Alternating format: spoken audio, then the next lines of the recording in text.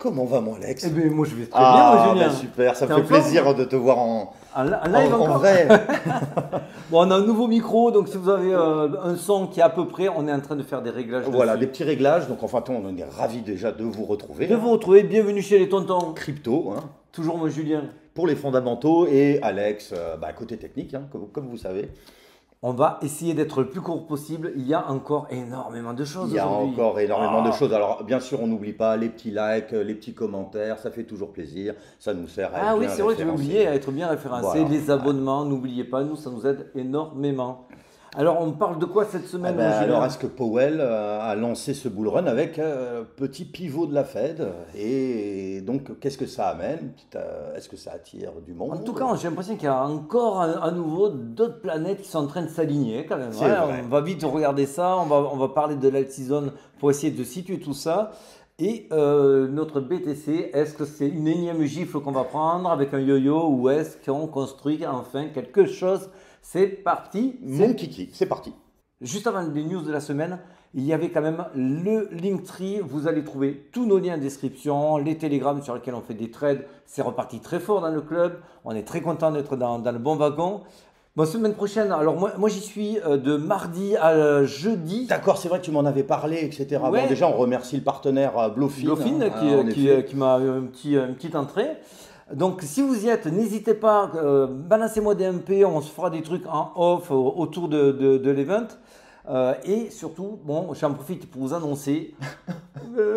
Oui, Voilà, alors écoutez bien, c'est la news. Hein, je pars pour quelques semaines avec ma chérie en Thaïlande. En quelques semaines, quelques mois, on va voir si on s'y plaît. Ah, donc tu vas profiter un peu du bull run là-bas? Ah, tu l'as anticipé, il l'a senti. Ah, on va dire ça comme ça, mais bon, voilà. Pour vous, ça ne changera rien. Je vais décaler mes horaires de travail, mais il y aura de belles amplitudes de travail. On essayera avec moi, Julien, de faire De également. se synchroniser. Hein. Ne vous inquiétez pas, on fera toujours nos vidéos avec Julien. On va trouver le bon format en duplex, en machin. Ouais, mais ouais. on vous oublie pas, bien sûr. Et on attaque alors maintenant la semaine. Alors, c'est parti.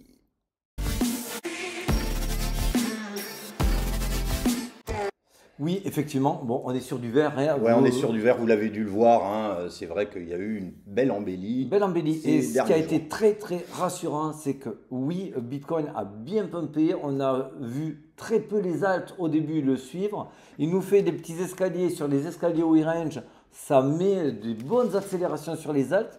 Ce qui laisse quand même entendre qu'on n'est pas sur une fin de cycle comme beaucoup l'entendraient. Tout à fait. Parce que personne, notamment les VC, ne sortirait pas des dizaines de millions pour investir sur des alts qui sont très risqués si on était en sortie de cycle.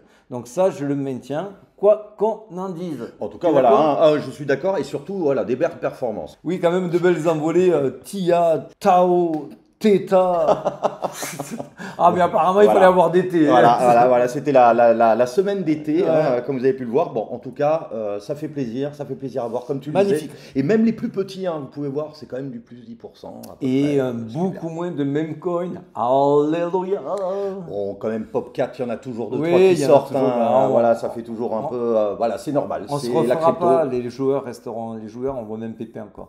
Bon, allez, on enchaîne très vite. Allez, on enchaîne avec un peu la news. Alors d'abord, tout ce qui est masse adoption. Voilà, alors bon, on va dire c'est des petites news, mais qui ont quand même un fond intéressant. Oui, bah, surtout que c'est pas gratuit.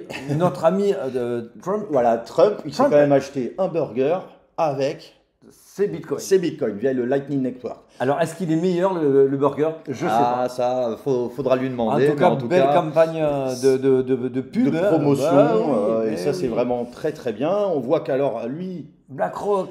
Alors ça, on vous en avait parlé il y a un bon moment. On Tout à avait fait. vu que BlackRock avait vendu pas mal d'actions pour se recentrer sur la crypto. Pour nous, c'était évident qu'ils avaient compris qu'il y avait des marchés traditionnels qui arrivaient en fin de cycle tout à fait. et que la crypto n'était pas sur le même cycle et qui, pour moi, on s'était avancé en disant eh bien, il ne met pas tous ses œufs dans le même panier et il la met dans la crypto puisqu'ils ont bien changé. Et il voit ça aussi comme une valeur refuge. Alors tout le monde va dire oui, mais bon, ça c'est un peu un narratif. Non, c'est que la dette américaine est en train d'exploser et donc pour se couvrir, parce que forcément il gère énormément C'est de des fonds. gestionnaires. Hein, Voilà, là. donc ça c'est vraiment plutôt positif. Après, qu'est-ce qui va se passer, qu'est-ce qui va advenir, on ne sait pas. En tout cas, pour lui, Donc si c'est le une valeur BlackRock refuge. adopte le Bitcoin, on se doute quand même qu'il y a quelque Ouais. chose qui se trame. Hein. On ne va pas non plus Pareil, dans la masse adoption, Revolut, qui est quand même une des banques qui explose de plus en plus, notamment en Europe, cette néobanque, elle va lancer son stablecoin. Voilà, exactement, en conformité avec MiCA, la réglementation. Donc c'est vraiment très très bullish. C'est quasiment fait. Hein, donc maintenant, il n'y a plus qu'à le lancer, on va dire.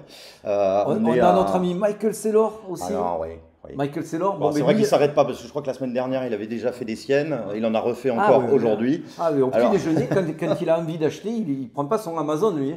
Il appelle ses copains, je voudrais 1 milliard pour acheter du Bitcoin, messieurs dames. Et c'est vrai qu'on en avait parlé un petit peu en off, on parle d'1 milliard. Donc c'est vrai qu'on ne se rend pas bien compte, parce que c'est vrai qu'on se dit oui, il met au pot. Oui, alors on vous épargne les détails, c'est pas tout à fait 1 milliard, il y a une levée pour de la dette, etc. Mais le motif de cette levée de fonds, c'est pour les bitcoins, il y en aura au moins 500 millions. Et 500 millions, comme ce que tu voulais me dire, je t'ai brillamment coupé la parole. C'était que. Ah, tu sais plus, hein? Je sais. Non, c'est que lui, il a eu. Quand il fait sa levée de fonds, il a fait auprès d'institutionnels. C'est pas toi, c'est pas moi. Voilà, exactement. C'est des gens qui, on va dire, contrôlent aussi un peu le marché financier et actuel. Là, il n'avait pas une paille. Si eux-mêmes ne sentaient pas le marché crypto, croyez-moi qu'il ne lèverait pas 1 milliard. Et c'est vrai qu'ils ont des informations que nous n'avons pas. Michael Saylor, il n'est pas derrière. Enfin voilà, il doit avoir des informations forcément bien plus costauds. Donc voilà, tout ça c'est pour vous faire un petit faisceau de masse adoption parce que je le redis, on ne peut pas être dans une phase de réaccumulation si on n'a pas effectivement tous ces faisceaux-là. Et l'inverse est vrai, on ne pourrait pas être dans une phase de distribution si les gens à côté ne faisaient que acheter du Bitcoin et étaient très confiants sur l'avenir. Exactement. Alors on enchaîne. Alors, on est maintenant sur notre... c'est vraiment les États-Unis, encore lui, hein, mais bon. Mais le jour où il meurt, c'est pire que Johnny Hallyday chez nous, quoi.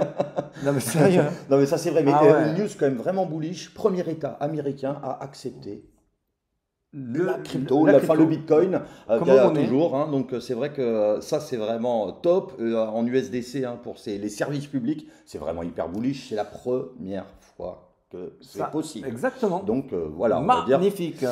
Allez, on change maintenant, on va sur notre petit popo. Voilà, notre petit popo qui a frappé quand même fort, baisse de 50 points de base. On en avait parlé déjà, on attendait un peu de savoir, bon ben ça y est, le pivot, il vit une désinflation, une baisse de l'inflation à 2%, ce qui est plutôt pas mal. Par contre, il a dit, on va voir si l'économie suit, bien sûr. Il a bien donné quand même une vision à long terme, qu'ils allaient faire du cas par cas, mais que... effectivement, ils allaient baisser progressivement les taux tout en nous indiquant qu'il ne fallait pas s'attendre à des taux aussi bas qu'ils avaient été la dernière fois, qui étaient certainement aussi bas dû au Covid. Ils voulaient frapper fort pour relancer, bien sûr, l'économie et relancer l'économie. Donc effectivement, mais ça reste très positif. Rappelez-vous, nous, c'est ce que j'avais dit sur Telegram, 0,25 c'était bullish, 0,50 c'était pas bullish, sauf si on est rassuré par le discours de Powell qui était plutôt rassurant, on va dire plutôt positif. Ouais, et c'est vrai que donc depuis Powell jusqu'à maintenant, jusqu'au 63 000, on a pris 6% déjà. Et on va revenir, et depuis le 7 septembre, on est à 20% à peu près. Exactement, c'est quand même une belle embellie. Exactement. Alors, que s'est-il passé les dernières fois où il y a eu des hausses? Est-ce qu'il y a eu un vrai impact sur le Bitcoin? Alors la dernière baisse des taux avait commencé fin juin 2019 pour se finir en mars 2020. Je dis pas de bêtises, moi, exactement. Et je parle sous contrôle. Exact. Non mais exactement. Et souvenez-vous, le Bitcoin en mars, il était à peu près à 3000. Et là, on a eu une embellie pharaonique à partir de mars 2020, si je ne me trompe pas. C'était l'ascension fulgurante. Alors là, vous le voyez, effectivement, la baisse des taux n'a quasiment pas d'impact. On voit que limite, il n'en avait rien à faire, le Bitcoin, de la baisse des taux ou pas, si ce n'est quand ils ont frappé le grand coup sur le coup de Covid, comme tu disais. Mais pour moi, on était en milieu de cycle. Donc sur ce milieu de cycle, c'est dur de lancer, d'accélérer des accumulations et des réaccumulations. Donc effectivement, pour moi, en milieu de cycle, ça avait moins d'impact. Aujourd'hui, c'est comme si on faisait les baisses des taux de la Fed et on était ici. Donc ici, ça serait beaucoup plus catalyseur, beaucoup plus catalysant pour les marchés. C'est pour ça que pour moi, Oui, c'est un déclic. Je sais que tout le monde a titré ça, mais moi, ça faisait partie, rappelle-toi, bah, c'était ouais. notre scénario depuis des mois et des mois. C'est que il allait y avoir un ATH avant le halving, Ouais. que le bull run allait partir bien avant 2025, comme tout le monde le disait, et qui se finira bien avant tout le monde. Ouais, parce que où c'est ça vrai, va. j'entends des fois 2026, 2027. Malheureusement, ça se passe pas comme ça. C'est généralement, d'ailleurs, hein, en petit aparté, c'est 2-3 mois, hein, pas plus. Hein, à chaque fois, il faut s'en souvenir. Exactement. Donc voilà, c'est pour ça qu'aujourd'hui, oui, je pense que c'est quand même un game changer, un banger, comme disent les jeunes.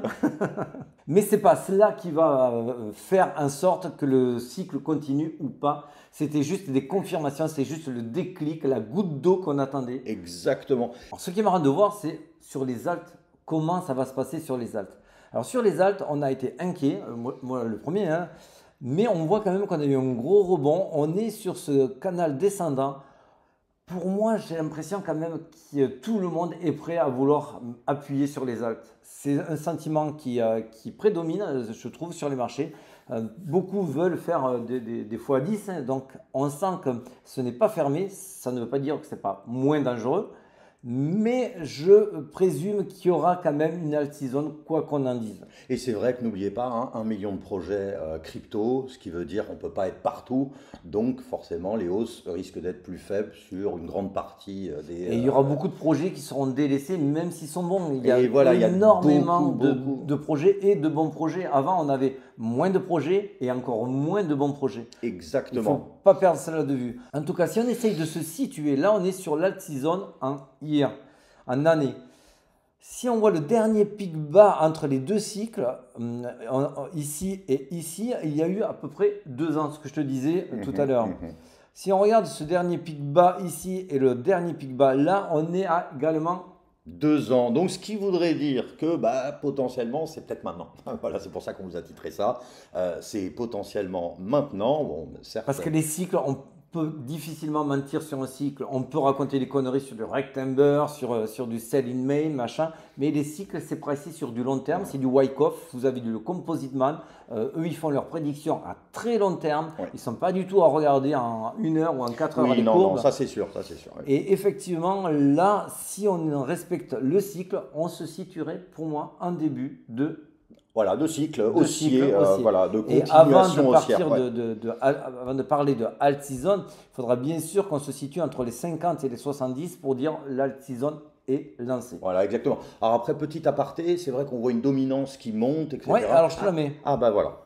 Alors, tac, tac, tac. La dominance, elle monte. On voit effectivement que si on fait que monter, l'alt season aura énormément de mal à exister. Exactement. Et c'est vrai qu'on voit un petit peu un renouveau. On aura l'occasion peut-être d'en reparler dans d'autres émissions. C'est vrai que le Bitcoin prend de plus en plus le pouvoir, forcément, avec tous les L2. On aura l'occasion d'en reparler. Mais c'est vrai que là, on voit qu'elle continue vraiment de monter. Ça continue. Et comme tu dis, avec les L2, machin, donc on va encore faire du Bitcoin. On va encore en parler. Attention sur ce Rising Wedge, moi j'apporte moins d'importance sur le chartisme parce qu'on est sur de la dominance, on ne parie pas sur de la dominance, on ne fait pas des pièges haussiers ou des pièges baissiers, on est plus sur de la contraction. Mais pour moi, cette contraction, elle peut donner lieu et cas de figure comme un Rising Wedge et se retrouver à chuter. Si c'est le cas, alléluia. Alléluia. Si le Bitcoin en plus continue de monter, là c'est la totale. Voilà, on vous a mis ici les cycles qu'il faut comprendre et connaître. Si la dominance monte du Bitcoin et que le Bitcoin monte aussi, les alts vont un petit peu morfler. Voilà, c'est-à-dire qu'elles vont monter, mais beaucoup moins fort que ce que va faire le Bitcoin. Parce que pour le traduire bêtement, ça veut dire qu'il y a beaucoup d'argent qui rentre, mais cet argent-là, il est capté que par Bitcoin. Voilà. Enfin, une grande partie, on va dire. En revanche, si vous avez la dominance qui baisse et le prix du Bitcoin qui monte, ça veut dire qu'il y a quand même de l'argent qui rentre puisque le prix du Bitcoin monte. Ouais. Mais comme la dominance baisse, ça veut dire que beaucoup d'argent se déverse sur les alts. Et c'est ce qu'on veut voir pour nos alts vraiment préférés, etc. Et n'oubliez pas, hein, comme disait Glassnode, 180 jours de contraction, etc. Attendez-vous à des grosses volatilités. Bon, nous, ce qu'on pense, c'est que ça va aller au nord. On y mise dessus. Donc voilà. Allez, on fait l'analyse du Bitcoin. Eh ben, c'est parti.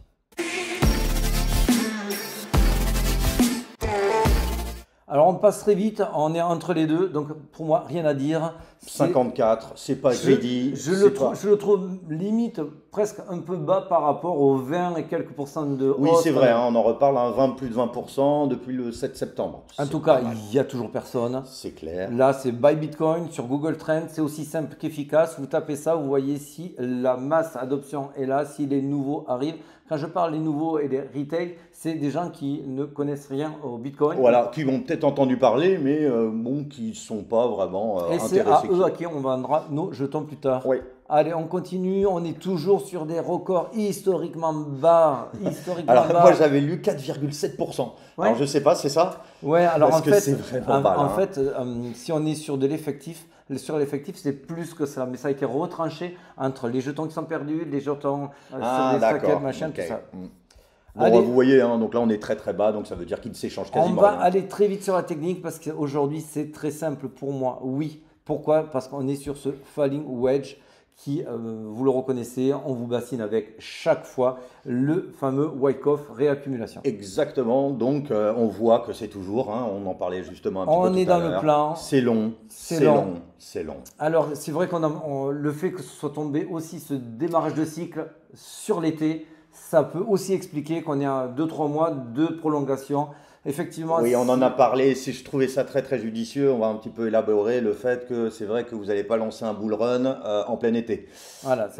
Pour moi, juin, le marché était mûr, mais on ne peut pas lancer un bull run sur le mois de juin. On va attendre les élections, on va attendre les reprises des marchés, on va attendre tout ça. La fin d'année est toujours très très bien. C'est là où les marchés s'excitent pour prendre les profits, hein, justement. Pour en revenir à la réaccumulation, donc pour l'instant, le test est confirmé tant qu'on ne vient pas l'attaquer. Aujourd'hui, on s'en éloigne fortement.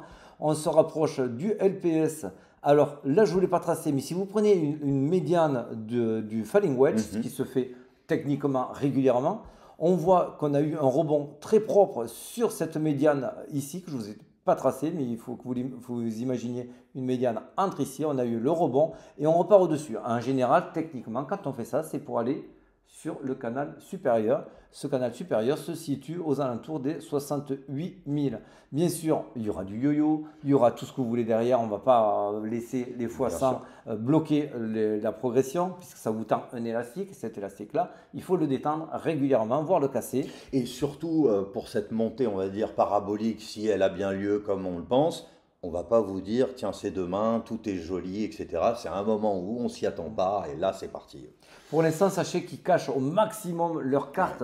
Et bien sûr, ils vont avoir de plus en plus de mal. Bien sûr, les fundings vont de plus en plus augmenter. Bien sûr, l'open interest, lui aussi, il va augmenter. Et à un moment donné, quand tout sera clair pour tout le monde, on ne pourra plus faire machine arrière. On n'ira que dans un sens, monter, monter, monter, faire venir les médias. Si on regarde le momentum, lui aussi est super intéressant. Alors là, on est en 3 jours qui est plus puissant, effectivement. Que le journée, hein, vous regardez, voilà. Plus c'est long, plus c'est bon, comme on dit. Magnifique, magnifique. C'est ta copine qui te l'a dit. On a dit qu'on ne parlait pas de nos amis ni des vêtements. Donc oui, les 3 jours, c'est puissant. On a croisé boule il y a 2 jours.